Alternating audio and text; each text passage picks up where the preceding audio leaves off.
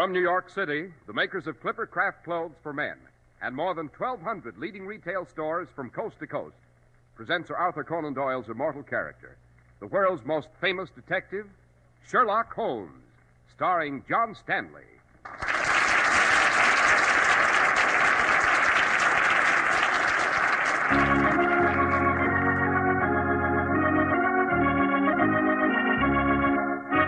This week's story, The Guest in the Coffin. Well,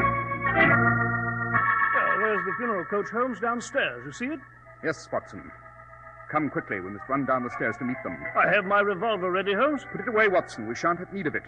Just yet. Yes, but they said when the funeral cortege comes, they'd kill you. I can't protect you if I put it away, you know. My dear Watson, the effort to kill me will not be as obvious as you think. No, it will be completely unexpected and as shocking a spectacle as you've ever witnessed.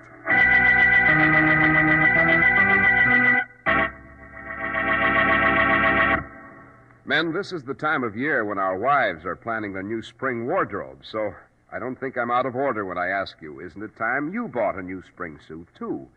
You don't have to spend a fortune. A genuine Clippercraft worsted suit costs only $45. But don't let that low price fool you. Clippercraft suits look like they cost many, many dollars more. Clippercraft suits have style you'd never expect to buy for $45. In a Clippercraft suit, you look your best. Your shoulders appear broader, your hips seem to taper down. You look and feel like you're somebody important. And you are. You're the best-dressed man in any group. So go pick out a Clippercraft suit for yourself. And while you're about it, get a Clippercraft top coat, too, for only $40 to $47.50. Clippercraft clothes do things for you. Visit your local Clippercraft merchant tomorrow.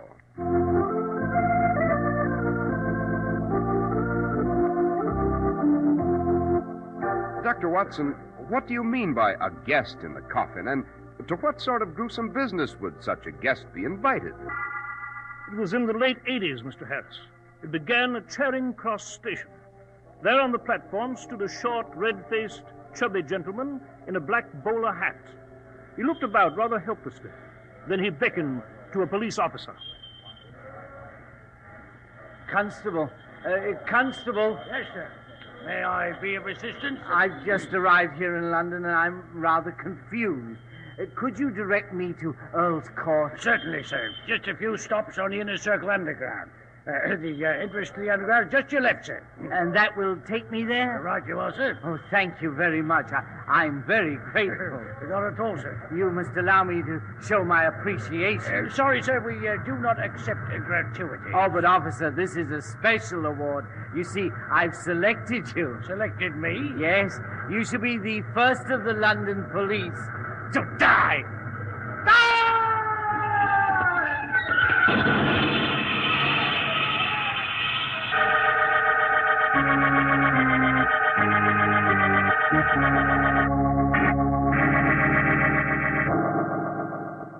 The poor constable was pushed before the passing train, and his body was crushed. The chubby little gentleman in the black bowler hat vanished instantly into the panic-stricken crowd. This was the first step in a monstrous scheme. The second step was executed in Soho. It was very late in the evening. A bobby on a tour of duty was strolling past a dark alley when he heard a pitiable voice. Help me. Help me. Hello in there. Somewhere in this alley? Yes. Help me. What's wrong, sir? I'm very ill. I collapsed here. I can't breathe. My lungs. Yes, sir, I'll help you. A bit of artificial respiration, then I'll fetch an ambulance. You knocked my helmet off. Now, I'll just take you in my arms, so. Oh, one moment. I must put my nightstick aside. Thank you. All I wanted was Your club.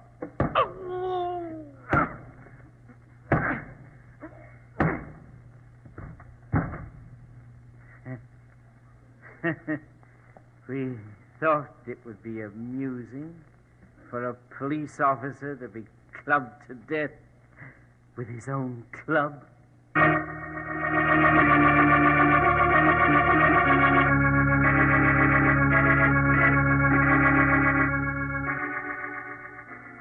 Be seated, Lestrade. Pacing the floor of my flat in that nervous manner is not conducive to clear thinking. You may choose to regard this crisis, Holmes, as a bagatelle, a trinket to be toyed with in your mind, but I find it most upsetting. Inspector Lestrade, how many police have died? 7, Dr. Watson.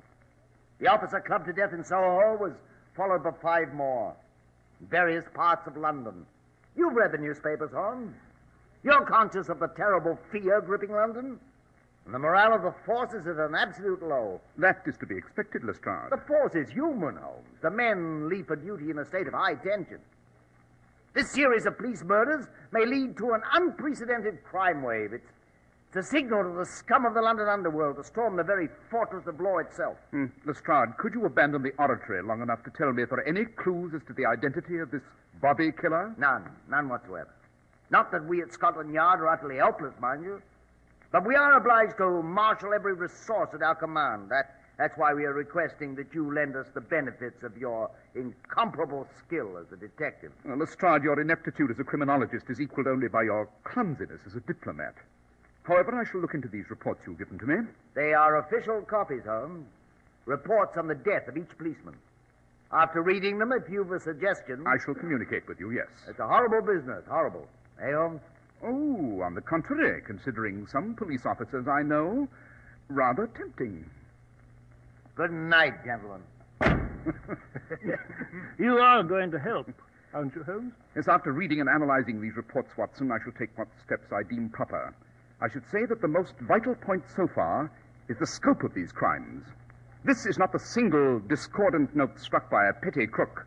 This is a broad, elaborately orchestrated scheme, worthy of a certain very daring type of mind. I'll answer it, Holmes. Good evening, Dr. Watson. Mr. Holmes. Although you apparently recognize us, sir, I do not believe we may return the favor. My name is Jenkins. Hubert Jenkins. Is the purpose of your visit connected with the fact that you're a mortician? How did you surmise that, sir? Although you are quite short and are wearing a black bowler hat, you stooped as you entered. The doorway is easily high enough. You are, therefore, in the habit of wearing an extremely high hat, the long black hat typical of your profession. Besides, your hands are stained by an acid, arsenic probably, arsenical compounds being used in the preparation of embalming fluid. Oh, that's amazing, Holmes. The purpose of my visit is definitely connected with my profession, and I do bury the dead. What may we do for you, Mr. Jenkins? I have a message for you, Mr. Holmes, from my employer. Who is your employer? The gentleman, with admirable humility, wishes to remain anonymous. He wishes to present you, Mr. Holmes, with a gift as an unknown admirer of yours. Really the finest way to present a gift. And what is the gift? A coffin, sir. A coffin. A coffin? And to be sure that the offer is accepted in the right spirit and that I'm not forced to go beyond this simple information, I was obliged to bring a gun.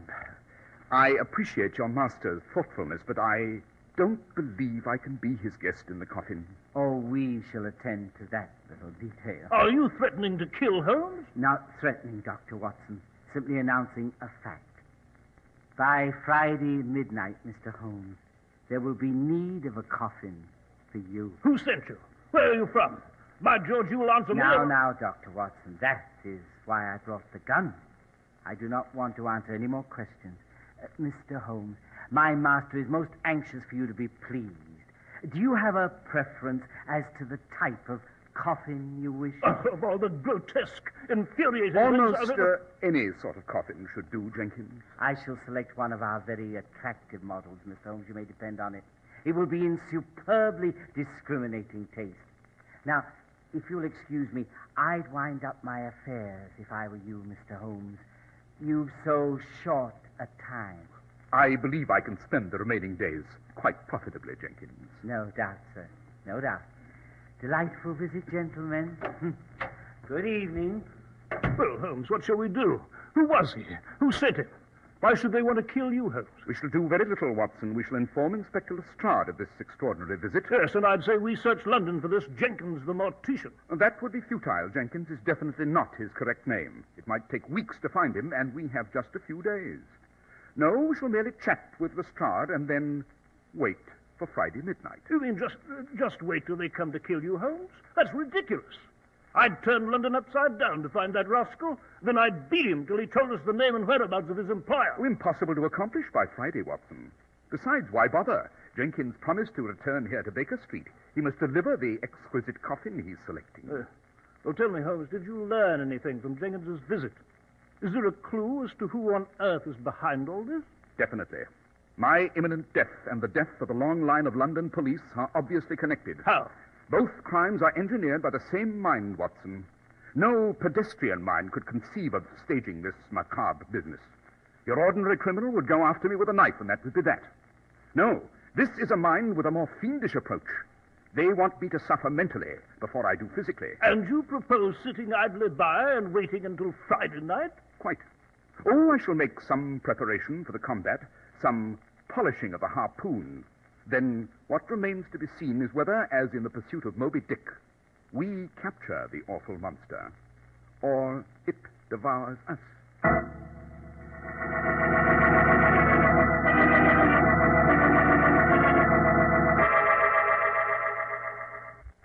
It's 5 minutes before 12. Yes, indeed, Watson. I do hope my would-be killer is a gentleman of his word. I can excuse the attempt to murder me, but being late for the game is unforgivable. Oh, really? I don't see how you can be so utterly carefree, Holmes, when you know that a diabolical mind is plotting to kill you within the next 5 minutes. Good Lord, what have you been overconfident, Holmes?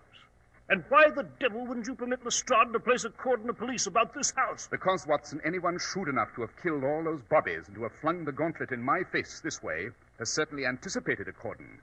Besides, with policemen striding about, they might be in the way. We might bungle the capture of the killer. No, I prefer meeting my antagonist single-handed. 4 minutes to 12 now. Aha, excellent. The killers are on time. The window, Watson, see. Yes, on the street is the funeral coach. It's pulling up here to our door. We must go down to greet them, Watson. Go down to greet them, Holmes? Have you lost your mind? Do you want to place yourself as a perfect target on the street with a gaslight? I'm for bolting the door and standing them up. Oh, nonsense, Watson. I want to meet them, face to face. Yes, it's Jenkins, the mortician. He's driving the funeral coach. He has a helper riding beside it. Come, Watson, quickly, down the stairs into the street. They shoot you as you appear the very minute you're on the street. Oh, not at all, Watson. The effort to kill me will not be as blunt and obvious as that. No, it'll be unexpected and as shocking a spectacle as you've ever witnessed. Then you know what they'll try to do. If I'm incorrect, we may only hope the coffin they've brought for me is the correct size and in good taste, since I shall have need of it. Here we are on the street. Well, here's the funeral coach. There's Jenkins. Good evening, Mr. Holmes. Dr. Watson. Good evening, Jenkins. Oh, steady. Fine horses, don't you think? Splendid. We like everything about our funerals to be most impressive. There's your coffin, Mr. Holmes. One of our very best. Considerate of you. My master said my helper and I should carry the coffin to your flat. Don't you move, Jenkins. Your helper either. Holmes will be very much alive at 12 o'clock, if I have anything to say about it. Oh, we aren't going to touch Mr. Holmes until he's dead, that is. A special way's been arranged for him to die. We've nothing to do with that part of it. It's a plan that begins at 12. There. Yes. Now you will see, gentlemen. Now you will see.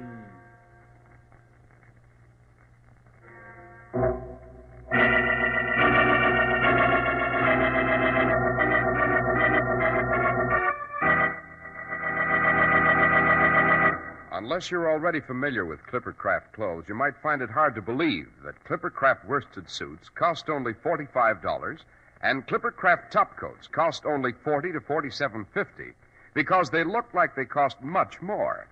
There's a good solid reason for this. Clippercraft clothes are sold by over 1,200 independent local merchants who have pooled their tremendous buying power to make these amazing Clippercraft values possible. In Clippercraft clothes, you get workmanship in the finest New England tradition, quality workmanship, and quality materials worthy of the famous Yankee clipper ships from which Clippercraft clothes take their name. The local independent merchants who sell Clippercraft clothes are substantial established businessmen, anxious to win and keep your friendship by giving you honest values. Now, they really mean it when they say, compare Clippercraft clothes with clothes costing many dollars more. That's why men who know insist on Clippercraft clothes bearing the Clippercraft label. So be sure to visit the Clippercraft store in your city. These leading stores in the metropolitan area are proud to add their names to Clippercraft in your suits and top coats. In Manhattan, Saks 34th, Broadway at 34th. John Wanamaker Men's Stores, Broadway at 8th and 67 Liberty Street. In Brooklyn, Abraham and Strauss. In Newark, New Jersey, Boulevard Men's Shop, Kresge, Newark. And in Jamaica, the B&B Clothes Shop, 16408 Jamaica Avenue.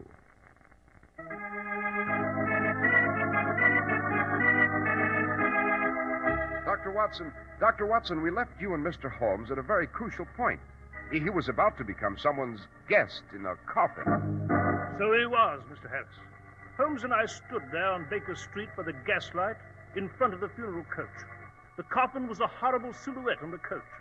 Perched in the driver's seat was Jenkins, the mortician, and his helper. The plan to kill Holmes was to go into operation at midnight, and the clock had just struck 12. Well, Jenkins, the clock has struck. Holmes is alive. True, Watson, but the plan is in operation, however. Eh, Jenkins? It certainly is. Holmes, how can you stand there without seizing this jackanapes? I'll tell you that, Dr. Watson. Well, Inspector Lestrade. Well, you had him standing by, eh, Holmes? Of course, Watson, if you learned the virtue of patience, Step down off that driver's seat, Jenkins. Your helper, too. Oh, no, you don't, Inspector. Get up. I've a gun! Stop or shoot those horses! You'll be killed when that coach turns over. Hold up. Whoa! I think too much of my neck, Inspector. I didn't think you'd disregard regulations and carry a gun. But I'm not risking my life to see this through. I'll come down. I'd a lot rather spend a while at Dartmoor than split my head on the road. Come on. You're under arrest for threatening homicide. Oh, thank heaven, Holmes. Something's been done about this? Has it? Walk ahead of me, Jenkins. My men are at the corner. I'll turn you over to them. All right. Seems to have worked successfully, Holmes. We've got the man. Good night. Good night, Lestrade. Well, I shall be most interested to learn what was back of all this. Should come out of Jenkins's trial, don't you think? Well, shall we go upstairs, Holmes? Return to the flat? No, Watson. Well, why not? Because we've scotched the snake, not killed it. Yes, but Jenkins and his man have been taken away. And what remains before us, Watson? What remains? Well, the coach, I suppose. And the coffin. The coffin, Holmes. Look at it. It's open. It is opening, Watson. And in a moment, stepping out of that coffin, you shall see the gentleman responsible for this entire affair. The sole opponent who can mobilize the powers of darkness so well that he commands even my respect. One of the first brains of Europe. Professor Moriarty. Good evening, Holmes. Dr. Watson? Moriarty, I've been expecting the pleasure of another meeting with you ever since Jenkins first arrived at my flat. Really, Holmes? Then you recognize my hand in this? You tell me about it. No, don't be disconcerted by my revolver. Moriarty, only a brain such as yours would presume to obliterate the police of London. Stage of mass murder. A magnificent idea, I think. The picture was irresistible to me, Holmes. Imagine the canvas, if you will. Once I have killed a sufficient number of police, you will have a London without law and order. A great city, demoralized, chaotic, stripped of its civilized airs. The people of London reduced to their animal level. Yes, just as Gustave Doré did in his etchings of Dante's Inferno. I shall be an artist who creates a panorama of degradation. I'm well on my way, Holmes. Yes, Moriarty. Of course, Jenkins can no longer do the murdering for you. He's been captured. Oh, I've so many on my staff. Besides, Jenkins will be released. He certainly will not. I shall release him, Dr. Watson. I promised him that. Removing a man from Dartmoor should not be difficult for me. You promised him that? Then you anticipated Lestrade's arresting him. Certainly. I knew Holmes would have police skulking about somewhere. I knew I must distract them. So I sacrificed Jenkins, leaving me alone with you and Holmes. You see, Holmes, if I am to banish law from London, you must die too. I shall therefore kill you now and place you, as I swore I would, in this coffin. It would be a supreme delight for you, Moriarty, wouldn't it? To have gone so far as to inform me in advance that I was to die, to have selected my coffin and succeeded in placing me in it. That is just what will happen now, Holmes. I shall pull the trigger, which is just a foot from your celebrated brain, and I shall blow that brain of yours to bits. I have placed just 2 bullets in here, Holmes. One for you, one for Dr. Watson. A conceit, I admit. Now, you will become my guest in that coffin. I pull the trigger. My leg! Did I get him, Holmes? I can't see. Yes, Lestrade. No, he didn't. My leg is bad, but... Ah! There it goes in the coach. Shoot again, Lestrade. Found it, I was too far off. We'd never catch that funeral coach now. Holmes, why didn't we think of blocking off all the surrounding streets in case this happened? Yes, you have Jenkins, Holmes, for the murder of the Bobbies, but now Moriarty will go on to devise some new deviltry and challenge you again. Why didn't you think of that, Holmes? Didn't I, Watson?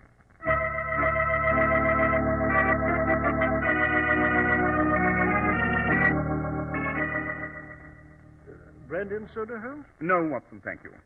By Jove, this affair happened so quickly, I don't quite understand how you defeated Moriarty. The fact that it was Professor Moriarty who was behind this carnival of crime, Watson, was obvious. The nature of it, as I pointed out, indicated just one man. It was also clear the attempt to kill me would involve Jenkins, who was the puppet manipulated by Moriarty. But I knew that Moriarty himself would attempt the actual homicide, trusting only himself with the major task of a murder. I see. Moriarty hoped we would concentrate our attack on Jenkins and his helper, the only assassins visible, and that we would relax our guard after their capture. Yes, quite. He believed that would leave the field clear for him. But he did not think one step further. He should have realized I'd guess he was behind this, that I'd know he would eventually appear, either in disguise or in hiding.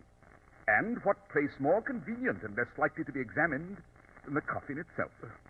I realized all this in advance. Then you told Lestrade to arrest Jenkins, go through the motions of leaving, but to return almost instantly to deal with Moriarty, who would still be due to appear, probably from the coffin, eh? Precisely. And there was a rather neat balance to the tableau, I believe. What do you mean? Moriarty vanishing into the night on the funeral coach, whipping his horses, the coffin bobbing up and down behind him. Moriarty with his first and only love, death.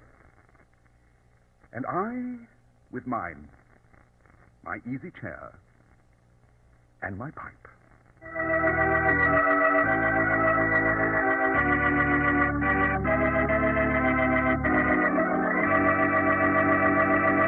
Well, Dr. Watson, the guest in the coffin was a spine-tingling adventure. I'm sure you've another tale for us next week that's just as intense and thrilling. I most certainly have such a story for you, Mr. Harris.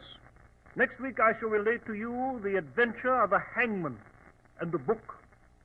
It concerns a park in Paris, famous for its lovely trees and flowers, a dead body dangling by a rope, and a bookstore that concealed an awful secret.